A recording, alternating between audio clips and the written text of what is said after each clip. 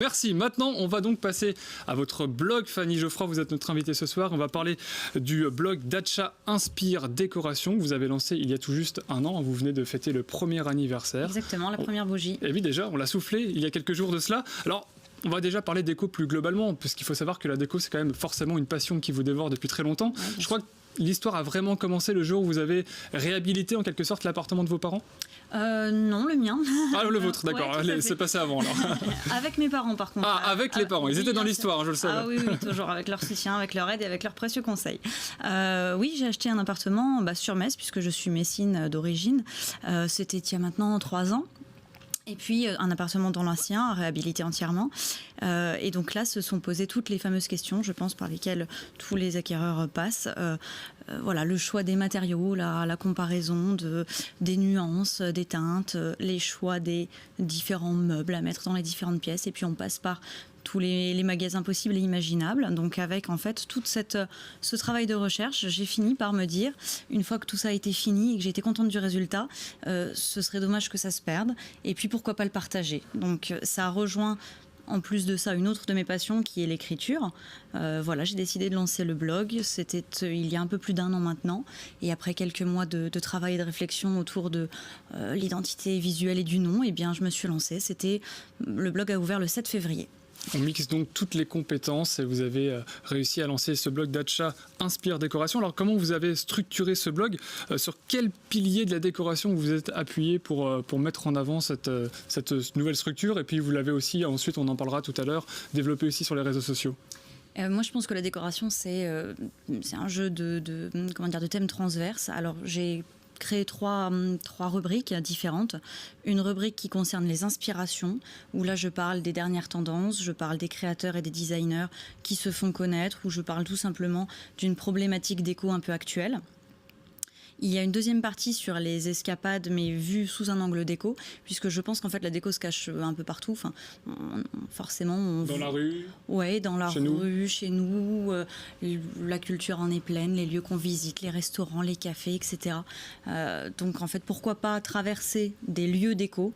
Je parle d'hôtels, par exemple, que j'ai l'occasion de visiter pendant mes vacances, et je traite tout ça sous un angle décoration d'intérieur. Et puis le dernier volet du blog, c'est un volet do it yourself. Alors ça, c'est quelque chose qui est très très tendance aussi en ce moment. En fait, c'est le fait maison et le bricolage un peu d'objets qui auront vocation à servir d'objets déco ensuite. Très bien. Alors on sait que Madame Hoover nous regarde chaque jour dans Juste avant de zapper. On la salue au passage. Elle m'a confié que Marc avait un poster de Michel Platini au-dessus de son lit.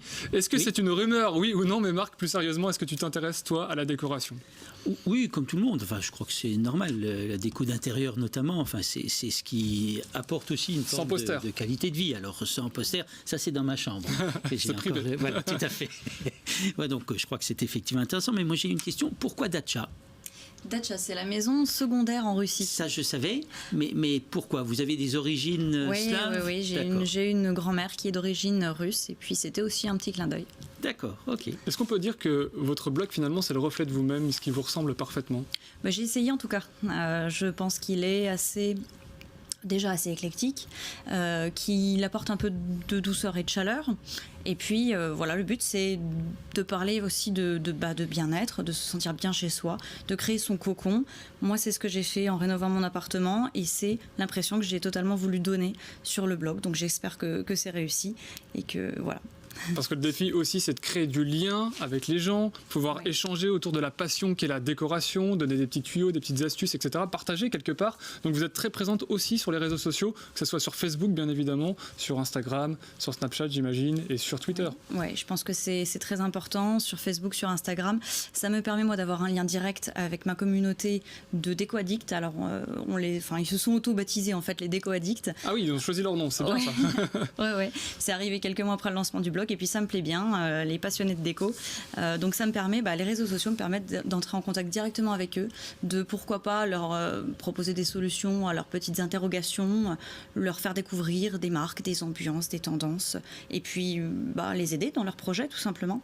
Donc vous voyez, les réseaux sociaux, je pense que c'est une bonne base de partage, et aujourd'hui je ne pourrais pas m'en passer. Ça, c'est un point positif des réseaux sociaux, parce qu'on en souligne toujours les dérives. Tout à fait. Ça, c'est très bien ce de que je me mettre en disais. Là, on relation. est vraiment dans le positif, le partage, effectivement, et le partage d'un élément qui est important. La déco d'intérieur, c'est l'affichage d'une personnalité, d'une certaine façon. Et donc, partager des personnalités, je crois que c'est une bonne chose.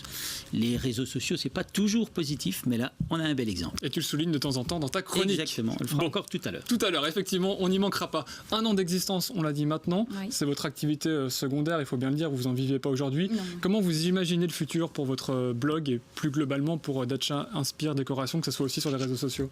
J'espère que l'aventure va continuer, que je pourrai toujours partager plein de sujets, plein de tendances. Et puis surtout, j'espère que je pourrai continuer à faire le même style de rencontre, puisqu'en 1 an, le blog m'a quand même permis d'aller à la rencontre, et comme je le disais, de créateurs, d'artisans, de personnes qui ont des boutiques décoration, et puis de professionnels du monde de la décoration que je n'aurais même pas pensé il y a quelques années fréquenter ou pouvoir interviewer. Ça va de Sandrine Dominguez de Teva Déco à un partenariat avec les magazines Mess Femmes, Nancy Femmes, Luxembourg Féminin par exemple, pour qui j'écris les pages déco depuis près d'1 an maintenant, et puis ça va continuer. Donc ça, c'est de super opportunités, et j'espère que le blog pourra me permettre, là dans les mois et les années à venir, de continuer à faire ce genre de superbes rencontres. Alors on va découvrir l'adresse de votre blog pour s'y rendre, évidemment, pour découvrir l'univers Dacia Inspire. C'est quoi les grandes tendances qu'on peut découvrir actuellement sur le blog, les derniers articles là, que vous avez publiés? Les derniers articles, alors le tout dernier c'était sur les couleurs sombres en déco, j'en ai fait un aussi sur les matériaux bruts, sur les murs raw flux. Alors ça veut dire quoi ça? Parce que moi je suis perdu. C'est la tendance au retour au brut, c'est-à-dire le mur en briques, le mur où on voit des parties de crépi arrachées, alors comme ça peut sembler très agressif. Et là on y revient globalement. Ouais, et ça colle un peu à la tendance loft, industrielle, etc. Ça se travaille, il y a des patines spéciales aujourd'hui pour ça, et voilà, et ça marche plutôt bien. Très bien, longue vie en tout cas votre blog Dacia Inspire Décoration. On regarde encore une dernière fois l'adresse, on la note et on y va vous rendre une petite visite, et puis on vous retrouve évidemment sur les réseaux sociaux. On peut taper sur Google très simplement. Oui, Dacia Déco sur Google, et ça se trouve tout simplement, et je serais ravie d'avoir la visite de vos auditeurs. Eh bien on le fera avec Marc juste après l'émission, on tapera surtout Dacia que la dernière tendance moi m'intéresse beaucoup, parce qu'en général quand je bricole ça donne ce résultat. C'est tellement naturel chez lui de mettre ça en évidence. Notre